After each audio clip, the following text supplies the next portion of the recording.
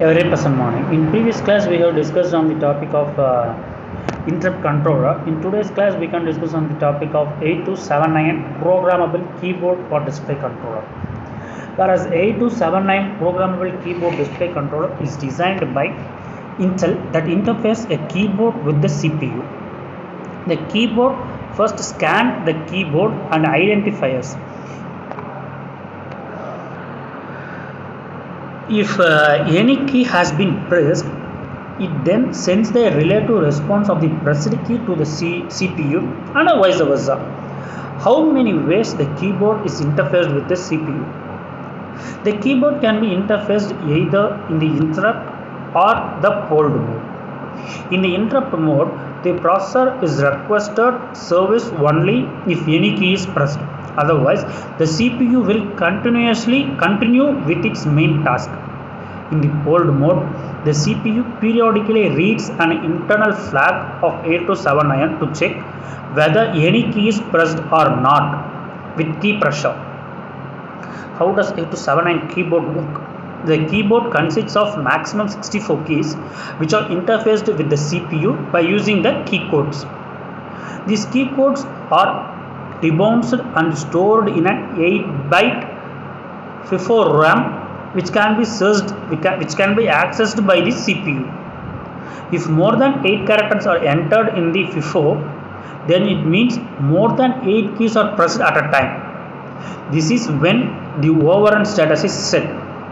If a FIFO contains a valid key enter, then the CPU is interrupted in an interrupt mode, else the CPU checks the status in the polling to read the entry.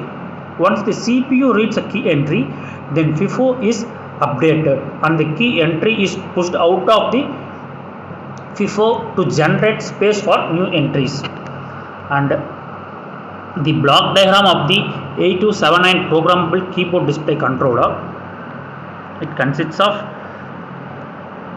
a display address register and a display RAM, control and timing register and a FIFO RAM, keyboard debounce controller, data buffer and input output controller and RAM status, FIFO RAM status, display register, timing and controller and scan counter and return, followed by the input output controller. We can discuss on the block diagram. The I/O controller and data buffer. This unit controls the flow of data through the microprocessor. It is enabled only when D is low. Its data buffer interfaces the external bus of the system with the internal bus of the microprocessor. The pins AO, RD and read and write are used for command, status or data read or write operations. Control and timing register and timing controller. This unit contains register to store the keyboard display modes and the operations as programmed by the CPU. The timing and control unit handles the timings for the operation of the circuit.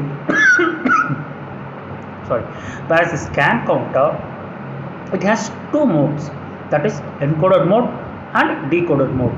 In encoded mode, the counter provides the binary count that is to be externally decoded to provide the scan lines for the keyboard and the display.